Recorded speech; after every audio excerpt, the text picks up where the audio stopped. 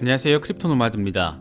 각국 중앙은행들이 긴축 기조를 여전히 강조하면서 거시경제 환경 자체가 어둡고 또 조심스럽다 보니까 글로벌 자본시장 전반에 대한 전망을 한다는 건 역시 어렵고 조심스러울 수밖에 없는 그런 상황이 이어지고 있습니다.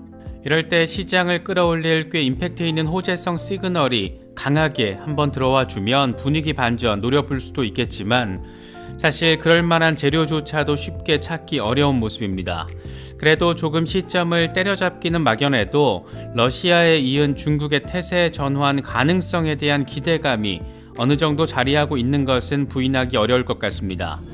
그렇게 비트코인 금지를 외치던 러시아가 저렇게 전격적으로 합법화시켜버리고 국경 간 결제에 있어서 암호화폐 결제를 허용하고 급기야 동맹국들끼리 사용할 자체 통화까지 개발하겠다라고 엄포를 놓고 있으니까 최근 1년 동안 러시아는 참 많은 변화를 스스로 만들어 온 것인지도 모르겠습니다. 러시아에 이어서 최근 홍콩 정부가 암호화폐 친화적인 스탠스를 무척 강하게 보여주다 보니까 결국 중국의 진입도 이제는 시간 문제가 아니겠느냐 이런 전망들도 조심스럽게 하지만 조금 더 적극적으로 나오고 있습니다.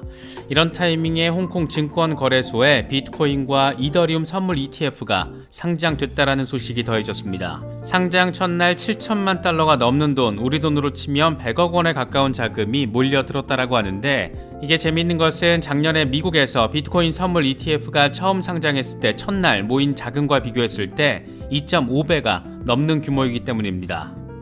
아시아에서 처음으로 상장된 비트코인 선물 ETF가 홍콩에서 이렇게 히트를 친 걸 보면 과연 중국 당국은 무슨 보관을 가지고 이 시장을 대하게 될지 참 궁금한 지점인데 투자자인 우리에게는 중국의 진입이 본격화됐을 때 자연스럽게 수혜 종목으로 떠오를 수밖에 없는 종목들 미리미리 공부해둘 필요가 있을 겁니다.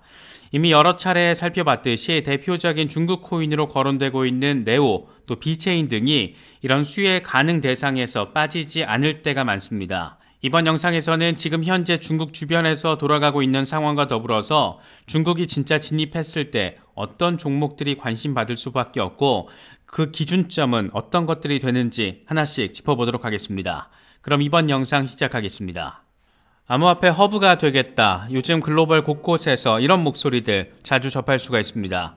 당장 영국의 경우에는 총리가 암호화폐에 꽤나 큰 열정을 가진 인물이고 프랑스의 경우에도 재무장관이 나서서 프랑스를 유럽의 암호화폐 허브로 만들겠다 이렇게까지 포부를 밝히기도 했습니다. 이 같은 흐름과 관련해서 최근 아시아에서 가장 적극적인 도시는 홍콩을 빼놓을 수가 없습니다. 당초 아시아에서 암호화폐 허브 도시로 인식됐던 싱가포르가 여러 규제와 관련해서 강도 높은 액션을 선보이고 있는 틈을 타서 지금 이때다 싶었는지 홍콩 정부가 꽤나 적극적으로 암호화폐 산업을 향한 러브콜을 보내고 있습니다. 개인의 암호화폐 투자를 허용하겠다라고 하더니 급기야 비트코인과 이더리움 선물 ETF까지 출시를 해버렸습니다. 이게 지금 홍콩에서 벌어지는 게 맞나 싶은 상황이 지금 홍콩에서 벌어지고 있는 겁니다. 아시아의 첫 번째 비트코인 선물 ETF는 홍콩에서 출시가 됐는데 재미있는 것은 시작부터 꽤나 강렬한 흥행을 일으켰다라는 데 자리하고 있습니다. 상장 첫날인 12월 16일 비트코인과 이더리움 선물 ETF에는 7,300만 달러, 우리 돈으로 100억 원 가까운 돈이 몰린 것으로 나타났습니다. 작년 10월에 미국에서 첫 비트코인 ETF로 상장된 프로시얼스의 ETF가 2천만 달러를 모집한 것과 비교를 해도 얼추 2.5배 정도 달하는 수준입니다. 약세장 상황이 지속되고 있고 거시경제 환경이 엄청 어둡지만 중국의 홍콩에서 지금 이런 재미난 상황이 펼쳐지고 있는 겁니다. 그래서 우리 같은 투자자들의 관심사는 중국으로 더 집중되고 있습니다. 안 그래도 러시아가 깃발을 들고 비트코인 허용한다, 암호화폐 국경 간 결제 허용한다, 브릭스 공용통화, 블록체인 기반으로 만들겠다 이런 얘기들 강력하게 제시하고 있다 보니까 가장 강력한 동맹국이자 글로벌 만년 넘버 2 중국이 어떤 액션을 취할지 당연히 관심이 높을 수밖에 없습니다. 사실 이 같은 궁금증에 대해서는 시진핑 주석이 직접 그 방향성과 관련한 뉘앙스를 글로벌 공식성상에서 제시를 해준 상황이기도 합니다. 시 주석은 지난주에 중국 걸프 협력회의 GCC 정상회의에 참석해서 아랍 걸프 국가들과 금융 감독 분야에서 협력을 강화하겠다, 디지털 경제와 녹색 개발 투자 협력을 비롯해서 디지털 화폐 협력을 심화할 것이다 이렇게 말했습니다. 당근 우리의 눈길을 끄는 부분은 디지털 화폐 협력 심화, 그러니까 CBDC 블록체인 페이먼트 우리 같이 하자, 이렇게 노골적으로 멘트를 날려준 겁니다. 이게 또 하필 지난 9월 상하이 협력기구 정상회담 당시의 멘트와도 맥을 같이 하고 있는데, 당시 시 주석은 미국 달러에 맞설 독자적인 결제 시스템을 만들자 이렇게까지 제안을 했고, 블록체인 기반의 국경 간 송금 시스템으로 해석되면서 꽤나 주목도를 높였던 부분입니다.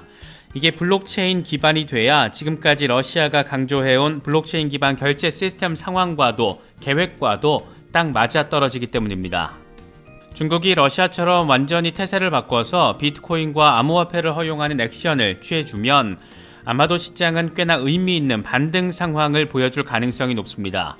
그래서 우리 같은 개미들이 이런 상황을 대비할 때 공부할 필요가 있는 수혜 종목들이 있는데, 과연 어떤 것들이 있는지, 어떤 것들을 기준으로 살펴봐야 할지 그 기준점을 제시해주는 것은 중국 공산당 주도로 구축되고 있는 국가 주도의 블록체인 프로젝트 BSN입니다. 앞에서는 비트코인을 금지한다라고 해도 뒤에서는 전 세계 그 어떤 정부들보다 적극적으로 블록체인 생태계를 구축하고 있는 것이 바로 중국 공산당입니다. 중국 정부 이제 머지않았다, 비트코인을 다시 받아들일 것이다, 이런 말들 속속 나오면서 BSN의 파트너십 프로젝트들이 주목받는 것은 어쩌면 당연한 일일지도 모르겠습니다. 이더리움과 솔라나 등 여러 파트너들 가운데 단연 눈에 띄는 종목은 대표적인 중국 코인 네오입니다. 뭐든 처음 스타트를 끊게 되면 그 상징성을 가지게 되는데, 네오는 중국 최초의 가상화폐라는 강력한 상징성을 가지고 있는 프로젝트입니다. 말 그대로 찐 중국 코인인 겁니다. 중국판 이더리움으로 불리기도 하는 네오는 중국 블록체인 국가표준 인증을 받은 기업 온체인의 CEO 다옹페이가 개발했습니다. 2014년 엔트쉐어라는 이름으로 세상에 등장했는데 2017년에 지금의 네오라는 이름으로 리브랜딩됐습니다. 리브랜딩 이후에 다옹페이의 패기는 꽤나 당찼습니다.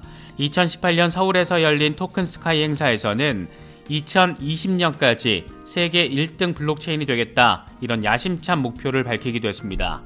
물론 목표는 목표일 뿐 2022년 12월 현재 네오는 코인마켓캡 기준 시가총액 랭킹 67위에 자리를 하면서 준 메이저라는 타이틀도 다소 애매한 상황에 처해 있습니다. 그럼에도 불구하고 네오에 대한 기대감이 쉽게 사라지지 않는 것은 중국의 비트코인에 대한 입장 변화에 대한 기대감과 더불어서 프로젝트 자체에 상당한 매력 포인트들이 담겨 있기 때문이 아닐까 생각됩니다. 네오가 추구하는 핵심 가치는 이른바 스마트 경제로, 블록체인의 특성 자체는 이더리움과 거의 동일합니다. 기존 자산을 블록체인에서 디지털화해서 디지털 자산으로 만들어서 관리를 하겠다라는 건데, 지금 우리가 흔히 접하는 NFT와 디파이로 보여지는 스마트 컨트랙트의 개념이 진작에 장착돼 있는 것으로 볼 수 있습니다. 중국판 이더리움이라는 별칭도 그래서 나온 겁니다. 네오와 함께 붙어다니는 형제 코인이 있는데, 이건 네오가 이자로 지급하는 가스코인입니다. 네오 코인을 가지고만 있어도 이자 개념으로 가스코인이 지급되기 때문에 투자자에게도 이득이 되는 구조를 태생적으로 가지고 있습니다. 네오는 또 플랫폼 간의 코인을 이동할 수 있는 네오엑스 프로토콜을 사용하고 있는데, 이를 통해서 사용자들은 서로 다른 체인에서 자산을 교환할 수가 있습니다. 다른 블록체인이 네오 컨트랙트와 호환이 되지 않더라도 간단한 스마트 계약 기능을 제공해서 사용자 편의성, 상호 운용성을 키운 것으로 바라볼 수가 있습니다. 이런 것만 봐도 설계 자체는 꽤 튼실하게 된 그런 프로젝트라는 점을 느낄 수가 있습니다. 사실 여기까지는 프로젝트의 장점을 잘 보여주는 부분이라고 할 수 있는데, 결정적인 특장점을 꼽자면 네오 퀀텀 세이프, 네오 QS입니다. 퀀텀 세이프라는 단어가 보여주듯이 양자 컴퓨터 개발에 대응하기 위한 기술 개발이 네오 프로젝트에서는 함께 거론됩니다. 양자 컴퓨터는 보통 블록체인이라는 방패를 뚫는 이 새로운 칼로 비유되기도 하는데, 그만큼 양자 컴퓨터 기술이 발전하면 발전할수록 블록체인의 보안이 뚫릴 가능성도 높아지기 때문에 블록체인 쪽에서도 양자 내성 암호 개발 등 여러 가지 개발이 진행되고 있습니다. 그런데 네오 플랫폼에서 양자 컴퓨터에 대응을 하기 위한 작업이 진행 중이라는 것은 물론 지금 어느 정도 단계까지 올라왔는지는 공개되지 않았지만, 제대로만 개발이 잘 진행된다라면 추후 미래 어느 시점에서는 네오 블록체인의 보안성을 아주 독보적으로 만들어버릴 수도 있는 그런 가능성이 있는 부분이기도 합니다. 이런 매력적인 특징과 중국의 첫 코인이라는 상징성, 여기에 중국 국가 주도의 BSN의 파트너라는 점 등은 분명 네오의 강점이고, 중국이 비트코인 규제 스탠스를 바꿀 경우에 어느 정도 의미 있는 수준의 시세 상승을 기대하게 만드는 종목이기도 합니다. 사상 최고가가 168달러였는데 현재 7달러 수준으로 시세가 고꾸라져 있는 만큼 시세가 빠져도 너무 빠진 종목이라고도 할 수 있습니다. 다만 중국 첫 토종코인이라는 것이 내수용 이미지로 비춰지고 있는 것도 사실이고, 말이 좋아서 중국판 이더리움이지 사실 지금 단계에서 이더리움과는 비교할 수준이 아니라는 점도 명백한 팩트라고 할 수 있습니다. 프로젝트 자체가 매력적인 것도 맞고 장기적인 잠재력도 훌륭하지만 지금 당장의 상황만 놓고 보면 아직 갈 길 멀었다. 하지만 중국이 진입하면 기술 개발이든 시세 상승이든 나름의 모멘텀이 만들어질 가능성도 있다. 이렇게 정리할 수가 있습니다. 또 하나 빼놓을 수 없는 것은 이번에 삼성중공업이 사이버 보안 기술 개발 과정에서 채택하면서 관심을 받은 비체인입니다. 무엇보다 이미 실제 글로벌 굴지의 기업들 여러 곳이 비체인을 통해서 나름의 혁신을 이뤄가고 있다는 점에서 비체인의 유틸리티적인 강점에 대한 부분은 이미 시장의 평가가 끝났다. 이렇게 표현해도 무방할 것 같습니다. 삼성과 더불어서 비체인 하면 따라다니는 브랜드가 있는데 바로 글로벌 명품의 브랜드 대명사 루이비통입니다. 명품과 관련해서는 늘 문제가 되고 있는 게 짝퉁 이슈입니다. 진품이 어떤 재료로 어디서 누가 만들었고 어떻게 유통돼서 내게로 왔는지 그 모든 정보가 블록체인에 기록된 정보를 통해서 확인을 하게 되면 이런 짝퉁 이슈를 해결할 수가 있습니다. 루이비통이 바로 이걸 위해서 비체인을 선택했던 겁니다. 전 세계적으로 위조품 시장의 규모가 계속 커지는 상황에서 비체인은 모든 제품에 고유 아이디를 부여해서 진품을 입증한다는 건데 이것이야말로 혁신이 아닐까 그렇게 평가할 수 있는 부분입니다. 비체인의 이 같은 특징은 비단 명품 정보 추적뿐만 아니라 주류, 농업 등 다양한 산업 분야에서 성공적으로 블록체인 솔루션을 구현해냈다라는 평을 받고 있습니다. 가짜가 아무렇지 않게 진짜처럼 판치고 있는 세상에서 진짜를 더 분명하게 보여주고 입증하는 힘, 바로 비체인의 저력이라고 할 수 있지 않을까 생각됩니다.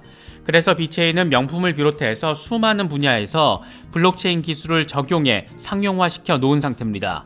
세계 최고 전문 컨설팅 회사로 꼽히는 PwC를 비롯해서 BMW, 중국 이동통신사 차이나 유니콤, 르노그룹, 상하이가스, 일본 최대 이동통신사 NTT 도코모 등과 파트너십을 체결을 했습니다. 모두 하나같이 글로벌 기업들이라는 점만 놓고 봐도 비체인의 저력을 느낄 수 있는 부분입니다. 특히 파트너사의 면면을 보면 식품, 제조, 유통사를 비롯해서 보험사, 이동통신사, 에너지 기업 등 여러 종류의 대기업들이 포진해 있습니다.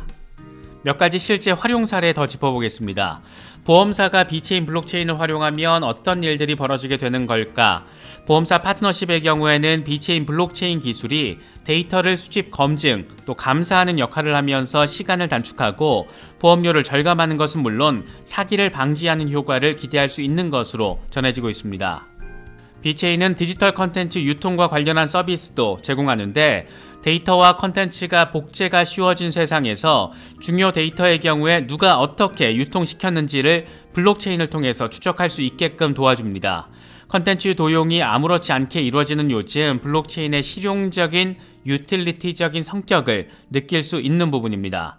동시에 조금 멀게 느껴질 수도 있기도 한 이 블록체인 기술이 어떻게 우리 삶 속에 들어와서 일상을 바꾸는지 그런 부분을 엿볼 수 있는 상황이기도 합니다. 비체인의 생태계는 계속해서 확대되고 있습니다. 반려동물 산업 진출 계획을 밝히면서 주목받기도 했었는데 비체인은 반려동물 사료 추적 시스템을 통해서 안전한 사료 제공에 초점을 맞추고 있습니다. 특히 중국의 반려동물 사료 산업이 우리 돈으로 1조 2천억 원대로 알려져 있을 정도로 대규모 시장을 형성하고 있습니다. 말 그대로 가족 구성원으로 대접받고 있는 반려동물의 먹거리를 더 명확하고 투명하게 유통시킬 수 있게 한다는 건데 비체인의 블록체인이 이걸 가능하게 만드는 겁니다. 비체인은 BMW와 협력해서 차량 데이터 위조 방지 블록체인 플랫폼을 개발하고 있는 것으로도 전해져서 주목받기도 했습니다. BMW는 블록체인 기반 탈중앙화 애플리케이션 베리파이 카를 통해 등록된 차량의 주행 거리, 수리 기록 등 이 차량 관련 데이터가 실시간으로 수집된다 이렇게 설명을 했었는데 이를 통해서 중고차 시장에서 차량 데이터를 위조 판매하는 사기를 막을 수 있고 그렇게 소비자 보호가 가능해집니다. 주행거리 조작 등 중고 사기 사건이 블록체인을 통해서 사전에 방지할 수 있게 되는 겁니다. 글로벌 회계 컨설팅 기업 딜로이트가 지난 2020년 5대 블록체인 트렌드 보고서를 발표했을 때도 비체인이 꽤나 주목을 받았었는데 딜로이트는 비체인이 이더리움보다 중앙화됐지만 확장성과 보안성이 뛰어나다라고 평가해서 주목받기도 했습니다. 보고서는 그러면서 블록체인의 3대 요소는 보안성과 확장성, 탈중앙화다. 그런 점에서 비체인은 이더리움보다 더 균형 잡힌 블록체인이다. 이렇게 호평을 제시하기도 했습니다. 이런 특징들만 놓고 보면 비체인도 네오도 모두 괜찮은 프로젝트들입니다. 특히나 비체인은 수많은 글로벌 기업들이 이미 채택을 하면서 나름의 혁신을 구현하고 있다는 점에서 더욱더 비전적이라고 생각할 수 있는 부분이 존재합니다. 문제는 크립토 프로젝트는 아직 시세와 가치가 비례하지 않는 경우가 무척 많다는 것이고 공교롭게도 지금 적지 않은 프로젝트들이 이런 교집합을 가지고 있습니다. 이번 영상에서 특정 코인의 특징을 다룬 것은 중국의 진입이라는 의미 있는 반전이 벌어지기 전에 우리가 어떤 공부를 하면서 준비를 해야 하나 이런 측면에 방점이 찍힌 것이지 얼핏 봤을 때 되게 좋은 프로젝트 같다 나도 매수 한번 해볼까 이런 무지성 매수는 절대 피해야 한다는 점 거듭해서 강조해서 말씀드립니다. 이래도 되나 싶게끔 리서치를 진행한 뒤에 그렇게 확신이 섰을 때 매수 버튼을 누르는 것이지 유튜브 영상 몇 개 보고 블로그 글 몇 개 보고 투자 판단을 내리는 어리석음은 부디 피하실 수 있으면 좋겠습니다. 이번에 준비한 영상은 여기까지입니다. 영상이 도움이 되셨다면 좋아요와 구독 또 알림 설정 꼭 부탁드리겠습니다. 영상 제작에 아주 큰 도움 된다는 말씀 함께 드립니다. 언제나 성투하시기를 기원하겠습니다. 시청해주셔서 감사합니다. 지금까지 크립토 노마디였습니다.